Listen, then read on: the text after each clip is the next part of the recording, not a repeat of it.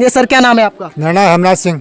हमराज जी, क्या लगता है इस बार उत्तर प्रदेश में जो राजनीति चल रही है सरकार बदलेगी कुछ या फिर दोबारा से सीएम योगी विराजमान होंगे? इस विधानसभा चुनाव में, आने वाले चुनाव में यहाँ पर जो क्या नाम है बीजेपी कामयाब नहीं हो सकती। क्योंकि ये बीजेपी वालों ने किसी भी विधायक ने या किसी सपा के विधायक ने किसी ने भी कोई काम किसी प्रकार का नहीं कराया।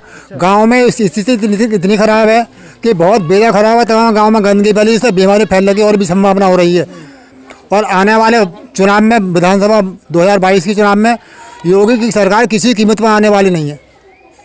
अच्छा, सिर्फ विकास नहीं हुआ, इसके आपके विधायक ने कितना विकास कराया? वो तो विधायक जी ने हमारे यहाँ कोई विकास किसी प्रकार का नहीं कराया। न कोई सड़कें बनवाई है, न कोई नाले संबंधी कोई काम कराया और न कोई सड़कों संबंधी काम कराया। किसी भी प्रकार का कोई विकास नहीं हुआ। अच्छा, किसकी सरकार चाहते हैं 2022 में? हमारे 2022 में हम जो बहन जी की सरकार चाहते हैं। अच्छा, हाँ, बहन जी की सरकार में तो खुद इस टाइम फूट चल रही है, उनके विधायक समाजवादी का रुख आने वाले चुनाव में है ना उन्हीं की सरकार बनने की संभावना है। क्योंकि इस समय उत्तर प्रदेश का रुझान उनकी तरफ ज़्यादा है और योगी सरकार की तरफ में कोई भी किसी प्रकार का कोई रुझान नहीं है। अच्छा, हाँ, जिस तरीके से आप देख रहे हैं करंट की हम राजनीति की बात करें तो उनकी बसपा के जो 9 विधायक हैं वो उनकी पार्टी को छोड़कर जो निष्कासित विधायक हैं वो अलग दल बनाने की बात कर रहे हैं। अलग दल बनाने वाले चले जाओ, लेकिन उनके बनाने का कोई फर्क नहीं पड़ता।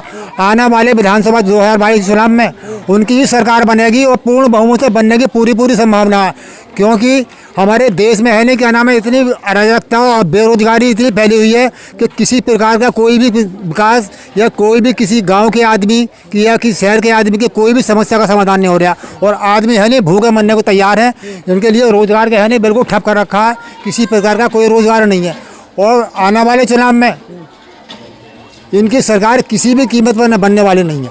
अच्छा, पिछले 5 साल पहले जब चुनाव हुए थे तो आपने किसे वोट डाला था? हमने डाला था कि अब क्या नाम है, हमने तो सपा के लिए वोट दिया था।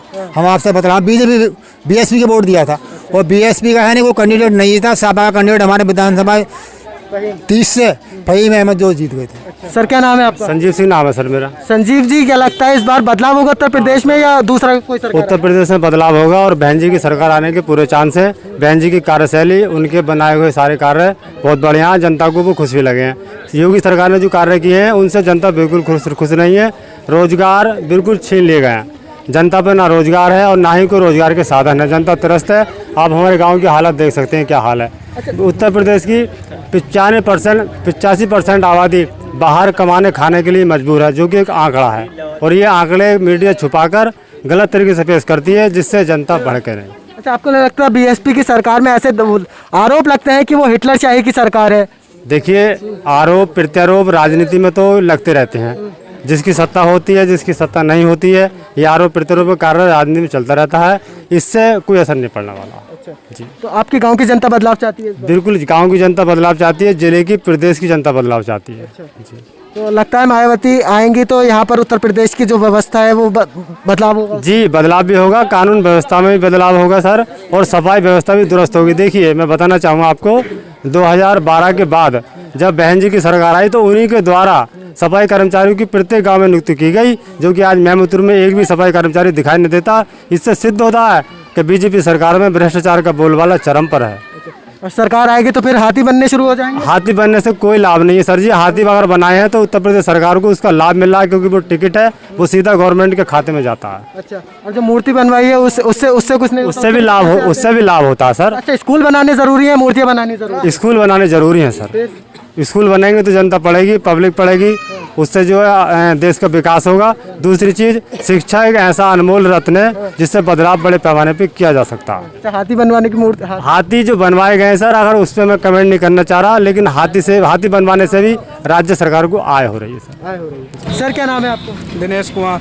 दिनेश कुमार जी, क्या लगता है उत्तर प्रदेश में 2022 के विधानसभा चुनाव में कौन सी पार्टी विराजमान हो सकती है आपके निगाह में? हमारे लिए तो बीएसपी। बीजेपी सरकार से खुश नहीं है आप? नहीं, खुश नहीं है। क्यों, ऐसा क्यों? अरे हमारा कुछ काम ही ना हुआ इसमें। हाँ, ये भाषण है। दलित पीछे ही रहे हैं इसमें, और हम तो बीएसपी चाहते हैं बस। अच्छा, 10 में से कितने नंबर देना चाहते हैं योगी सरकार को? 10 में से 0। बिल्कुल विकास नहीं हुआ, 0%? नहीं, 0 देना चाहते हैं।